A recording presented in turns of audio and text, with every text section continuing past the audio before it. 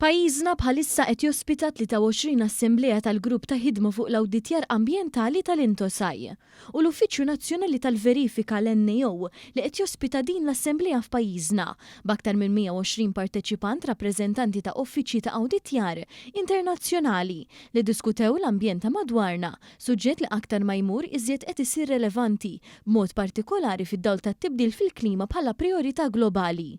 Spjegalna aktar dwar is-sinifikat ta' din il-laqgħa f'pajjiżna l-Awditur Ġenerali Charles De Guara. Għandna ħafna parteċipanti iżjed mis-sortu ħanejt u minn pajjiżi diversi, mhux biss Ewropej, imma anke Indonezja, Taiwan, Ċina, pajjiżi Afrikani, pajjiżi bħall-Alġerija, Eġittu, u dan huwa juri kemm dar aspett huwa importanti, l-awditjar ta' ambjent. Bħala parti mitħejjija għal din l-Assembleja l-NAO wkoll ippreżenta rapport dwar l-ambjent ta' pajjiżna b'att ta' rakkomandazzjonijiet. Ftit minnhom jistgħu jittieħdu ndi short term u jitwettqu pereżempju aħna nemmnu meta twaqfet the Climate Change Authority kien pass importanti ħafna tajba.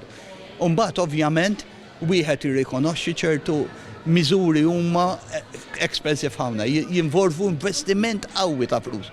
U hemmhekk aħna nifmu kemm huwa diffiċli, però qegħdin naraw mod pożittiv qed isir investiment, qed isir progress, però kif qed fil-bidu wieħed japprezza x'investiment kbir għandu bżonn dan is-settur.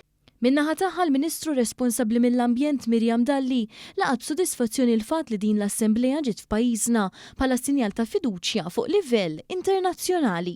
Suġġett li din jitkellmu dwaru f'pajjiżna jiena li huwa suġġett mill-iktar importanti għaliex qegħdin nifukaw ukoll fuq l-ibħra, fuq l-oċeani li għalina bħala gżira fil-Mediterran huma essenzjali u li iktar ma jkun hemm focus fuq kif ħannaċċertaw ruħna li l-ekonomija l-blu, l-baħar li jiċċirkondana ikun awditjat ukoll ħalli naraw li mhux biss ikun hemm suġġerimenti ma li dawk jiġu implementati hija xi ħaġa pożittiva li nixtieq li nara ħafna iktar minnha.